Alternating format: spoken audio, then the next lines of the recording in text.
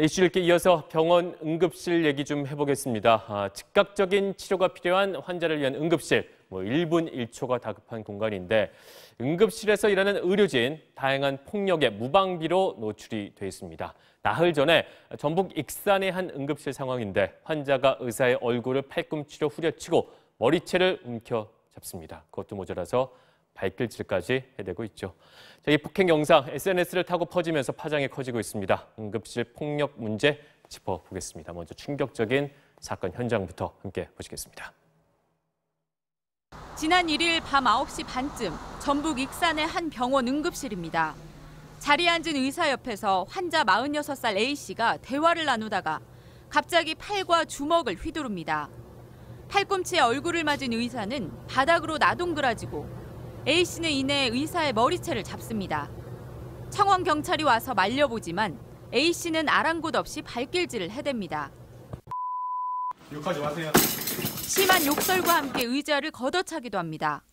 치료해드렸는데 이걸로 입원 정신나가지고 폭행당한 37살 당직 의사는 코뼈가 부러지는 중상을 입어 병원 치료를 받고 있습니다. 경찰에 붙잡힌 A씨는 손가락 골절로 응급실에 갔는데 진료하던 의사가 웃음을 보여 화가 나서 때렸다고 진술했습니다. 술은 좀 이렇게 취하는 것으로 이렇게 파악이 되고 본인이 다 인정하고 기억하고 있어요. 네, 폭행을 당한 의사 얼굴입니다. 코뼈와 치아가 부러졌고요. 뇌진탄 증상에 목뼈 염좌까지 전치 3주 중상을 입었습니다.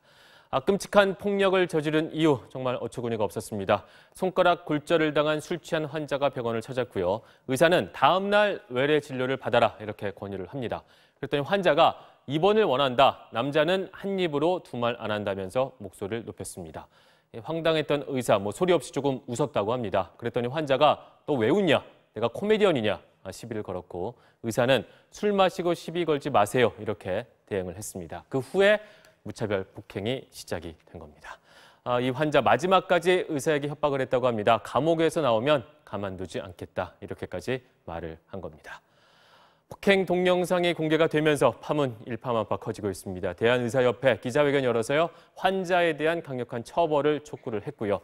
의료인 폭행 사건을 규탄하기 위한 집회까지 열 계획입니다.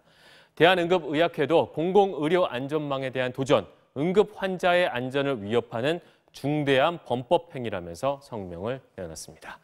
청와대 국민청원 게시판에 올라온 처벌을 촉구하는 글에도 4만 명 넘는 사람들이 동의의 뜻을 보냈습니다. 응급실 폭력, 이거 정말 심각합니다. 응급실 전문의 대상으로 조사를 해봤더니 폭언을 들었다 무려 80%였고요. 2명 중 1명은 폭행까지 당한 경험이 있었습니다. 5명 중 2명은 생명의 위협까지 느꼈다고 했는데 폭력이 난무하는 응급실 실태 직접 보시겠습니다. 경남 창원의 한 종합병원 응급실.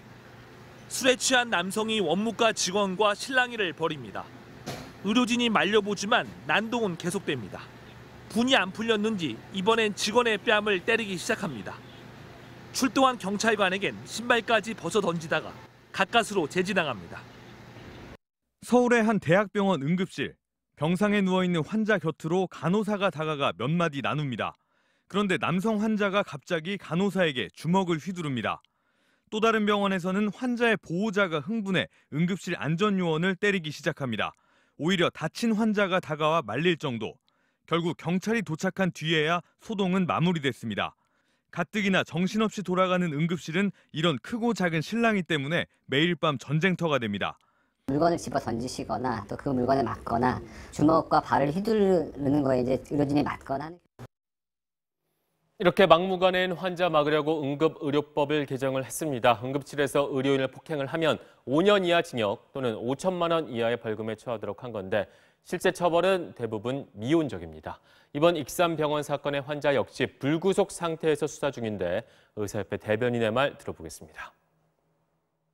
응급실에서 폭행 행위가 거의 매일 전국에 있는 응급실에서 일어납니다.